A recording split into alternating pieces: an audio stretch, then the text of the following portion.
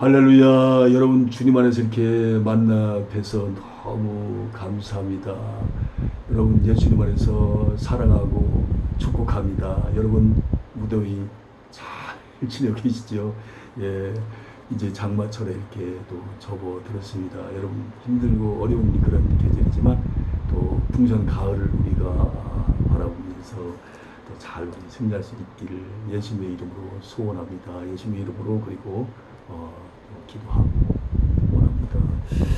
자, 그러면 오늘 계속해서 진도 나갑니다. 열왕기하 5장입니다. 우리가 지금 설교가 아니고 성경 공부를 하는 시간입니다. 자, 그럼 열왕기하 5장 1절 말씀을 한 절 봉독하겠습니다. 시리아 왕의 군사령관 나만 장군은 왕이 아끼는 큰 인물이고 존경받는 사람이었다.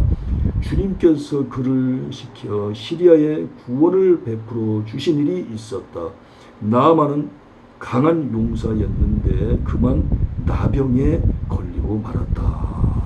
예, 비록 이방인이지만 오늘 그 1절 말씀을 보면 그 나아만은 한마디로 얘기해서 참 훌륭한 장군이었다 하고 하는 것을 이제 알 수가 있습니다. 그런데 그만 병이 걸립니다. 안타깝죠. 자, 그러면 우리가 하나님 말씀을 이제 듣는 시간을 갖도록 하겠는데요. 제목을 나아만의 이제 나병을 고침. 그제는 이제 문둥병이라고 그랬잖아요. 자, 세 번에서 말씀을 올리면 1절부터 7절까지는 아람 왕이 나아만을 이스라엘 왕에게 보내.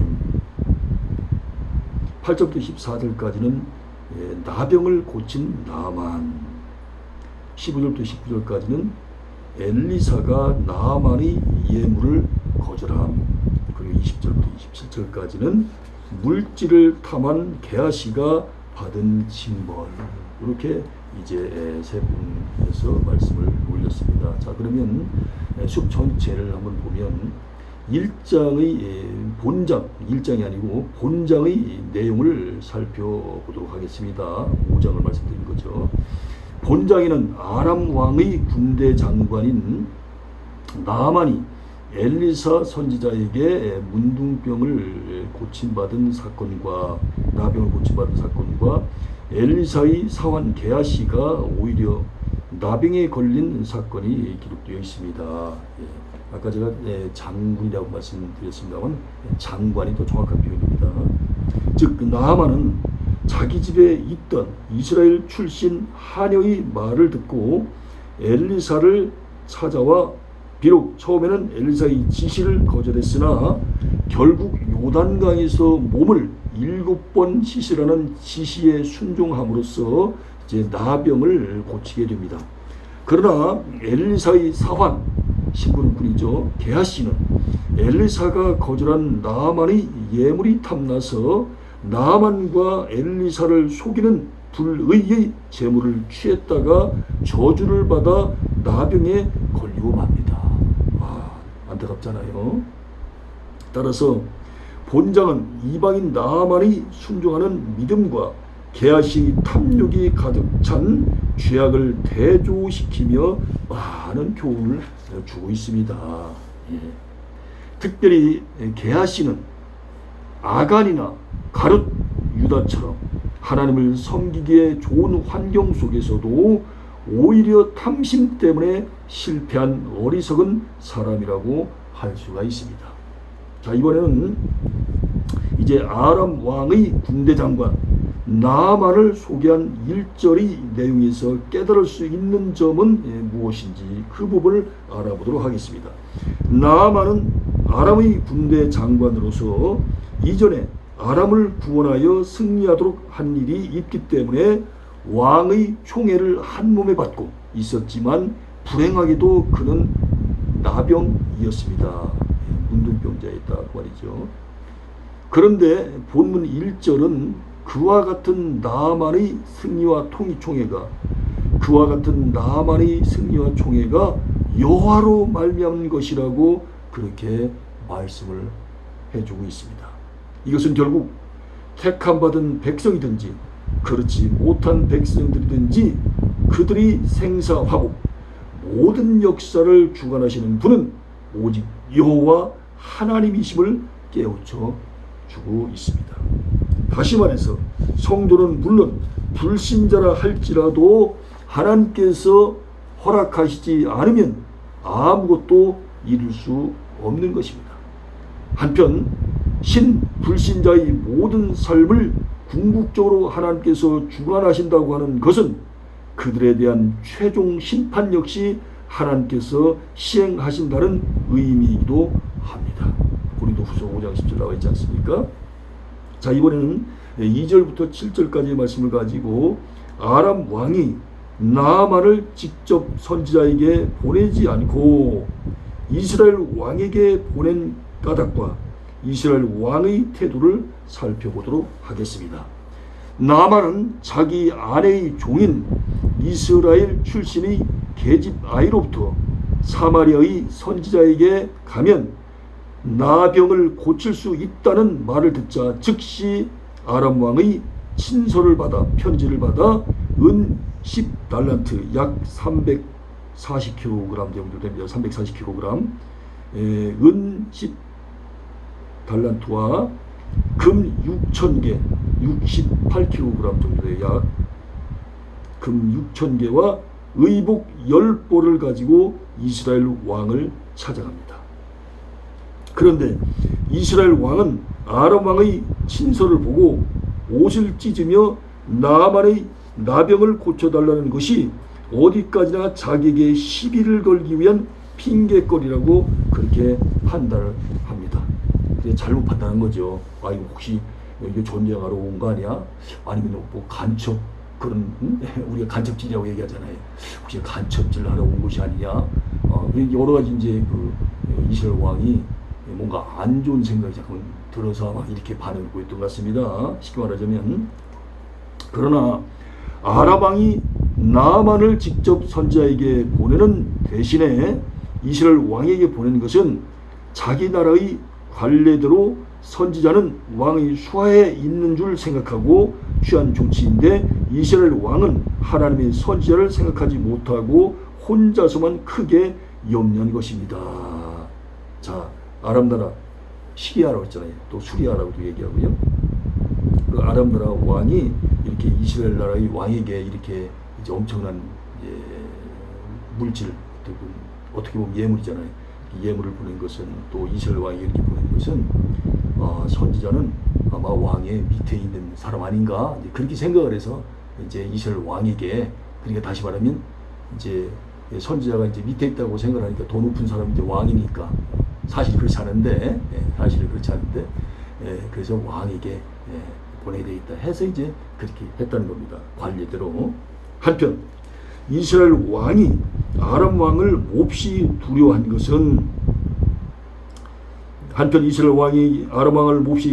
것은 보면 아마도 이스라엘은 길랏 라못 전투 이후 아람에게 위압당하고 있었던 것 같습니다.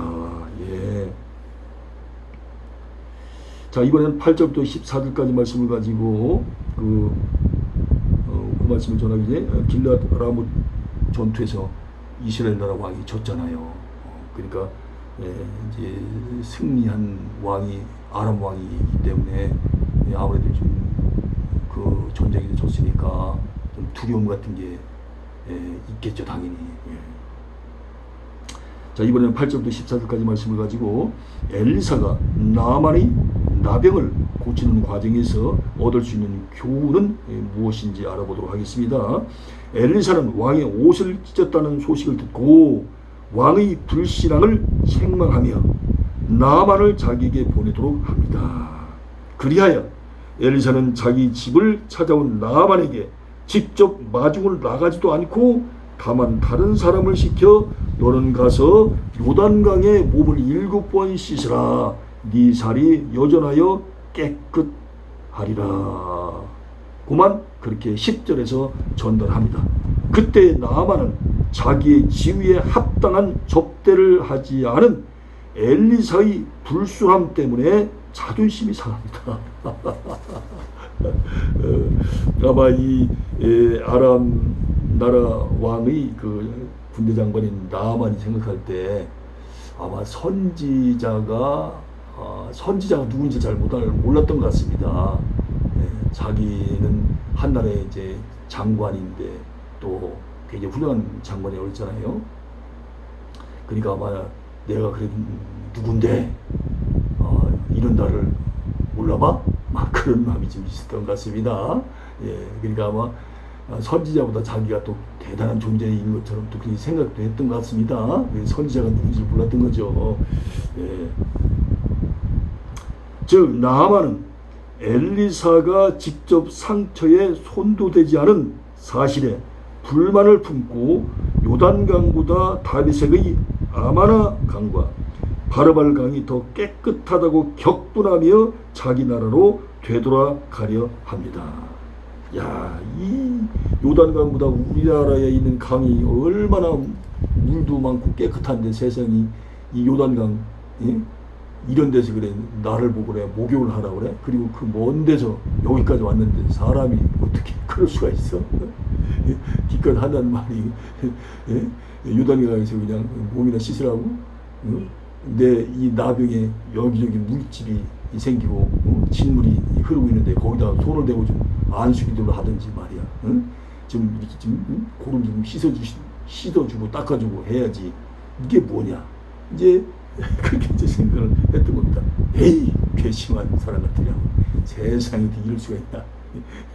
하면서 이제 돌아서려고 그랬는데 그러자 그의 부하들이 그에게 선지자가 더 큰 일을 시켰다면 행하지 아니했겠느냐고 반문하며 일단 그대로 순종할 것을 권고합니다. 야, 여러분 지금 그 나만 장관이 시험들 뻔했잖아요. 그 옆에 있는 그 부하들이 그 장관 밑에 부하들이 많이 있을 것이 아니겠습니까? 역시 그 부하들이 참 훌륭하네요. 그 옆에 있는 그 부하들 옆에 있는 사람이 참 중요해요. 그래서 그 부하들이 뭐라고 했겠습니까? 아니 세상에 그 선지자님이 이거보다도 더 엄청나게 어려운 것을 갖다가 하라고 해도 해야 되지 않겠습니까? 장관님은 지금 장관이시지만 지금 환자 아닙니까? 병자잖아요. 여기 왜 왔어요? 병 고치러 오셨지 않습니까? 지금 큰소리 친다고 해가지고 병 나는 거 아니지 않습니까? 아, 역시 부하들이 훌륭해요. 그러니까 니들 말 듣고 보니까 그러네. 그리하여 마침내 나아만은 엘사가 지시한 요단강에 몸을 7번 씻게 되었고 그 결과 그의 살결이 어린아이의 살결처럼 깨끗하게 치료되었습니다. 할렐루야, 할렐루야.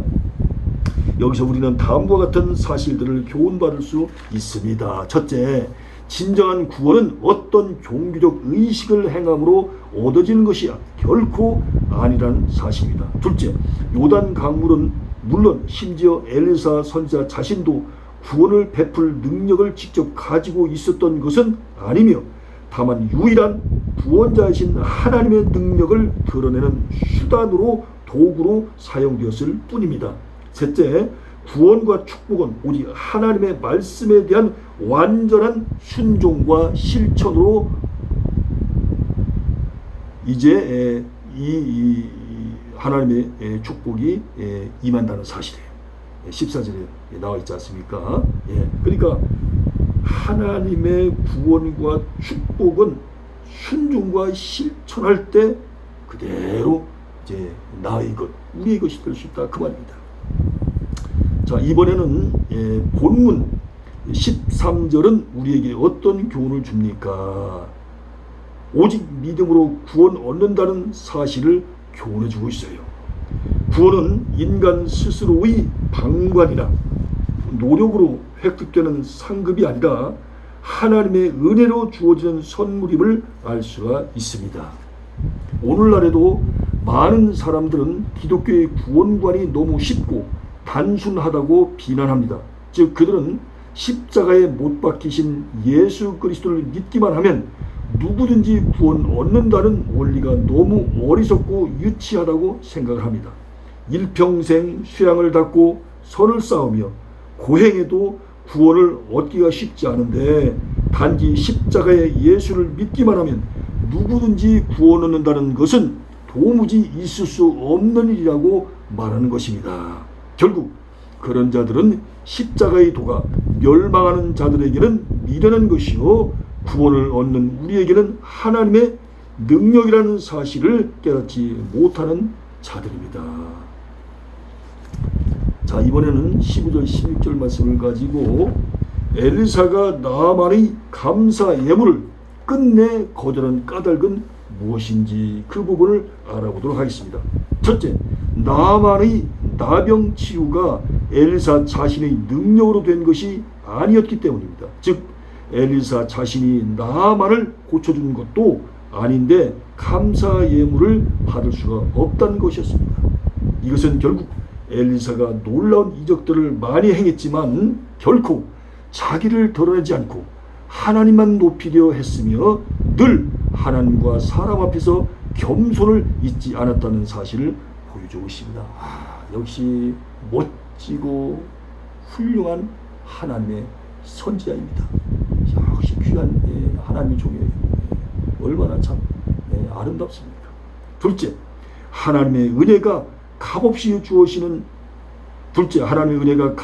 주어지는 것임을 깨우쳐 주기 위해서였습니다. 하나님께서 나아만의 나병을 고쳐주신 것은 그에게서 예물을 받기 위해서가 아니었으며 엘리사 역시 무슨 대가를 바라고 일한 것이 아니었습니다. 특히 그 당시의 많은 거짓 선지자들과 이방신의 제사장들이 종교의식을 베풀어 주는 대가로 사람들로부터 제물을 받던 풍조에 역행함으로써 참된 종교의 본질을 교훈하려 했다고도 볼 수가 있습니다. 참 멋진 하나님의 종이에요. 자, 이번에는 20절부터 27절까지 말씀을 가지고 나만의 물질을 탐한 게하시를 통하여 교훈받을 수 있는 점은 무엇인지 알아보도록 하겠습니다. 게하시가 나병에 걸린 애초의 원인은 그의 탐심에 있습니다. 그러나 그는 자기의 목적을 성취하기 위하여 에브라임 산지에서 선지자의 생도 두 사람이 엘리사를 찾아왔다고 나아만에게 터무니없는 거짓말을 했을 뿐 아니라 예물을 요구하는 것도 자신이 아니라 하나님의 선지자라고 하여 선지자 엘리사의 이름까지 사칭하게 됩니다. 이야, 세상에. 아마 그 예물이 굉장히 아마 갖고 싶었던 모양입니다. 온갖 거짓말을 다 동원해가지고 지금 이런 짓을 하고 있었습니다. 제가 지시라는 표현을 썼습니다. 이처럼 게하시의 마음속에 생겼던 탐심은 마침내 남을 속이는 거짓말과 재물을 부당하게 취하는 도적질로 발전되었으며 심지어는 하나님의 선지자마저 속이려 들게 됨으로써 결국 돌이킬 수 없는 지경에 빠지고 맙니다. 그리하여 그는 자신뿐만 아니라 그 자손들까지 나병에 걸린 저주를 받는데 나만에게서 재물을 속여 취한 그가 나만이 걸렸던 바로 그 나병에 걸리게 되었다는 것은 결코 우연이 아닙니다. 따라서 우리는 여기서도 욕심이 잉태한 즉 죄를 낳고 죄가 장성한 즉 사망을 낳느니라 야고보서 1장 15절에서 말씀한 것처럼 성경 진리를 다시 한번 깨닫게 되는데 구약시대의 문둥병이 나병이 영적 사망을 의미한다는 사실 역시 그와 같은 진리를 더욱 분명히 확인해 줍니다. 나병이 영적 사망을 의미한다는 사실 역시 그와 같은 진리를 더욱 분명히 확인해 줍니다. 다시 한번 제가 강조해서 이렇게 말씀을 올렸습니다. 여러분 열왕기하 5장 나아만 장군 얘기, 또 게하시 얘기, 아마 주일학교 다녔을 때부터 너무나 유명한 이야기였기 때문에 많이 들었을 거예요. 성경에 유명한 인물 이야기들이 나와 있지 않습니까? 아브라함이라든지 삼손이라든지 모세라든지 또 이렇게 나아만 장군 얘기라든지 또 다윗 얘기, 솔로몬 얘기 많은 사람들의 이름을 이제 거명하면서 나오는 이야기들이 많이 있잖아요. 뭔가 오늘 말씀드리면서 조금은 좀 나만 장관을 바라볼 때는 굉장히 기뻤지만, 이 개하시를 또 이렇게 생각하면 좀 마음이 한편 씁쓸한 그런 생각이 들지 않습니까? 그 훌륭한 이제 하나님의 종 선지자를 모시면서 어떻게 이렇게 또 사람이 이렇게 타락한 모습을 보여줄 수 있을까? 개하시를 통해서 또 이렇게 보게 되는 거예요. 그러니까 참 이 신앙은 말입니다. 신앙은 각자가 참 지켜나가야 되겠다 하는 걸 다시 한번 보는 거예요. 이 엘리사 선지자가 그렇게 귀하면, 그렇게 훌륭한 이제 하나님 종이고 하나님 선지자라면 게하시도 훌륭하게 이렇게 쓰임 받아야 되는 것이 어떻게 보면 당연하잖아요. 그런데도 이렇게 타락된 모습을 보이는 걸 보십시오.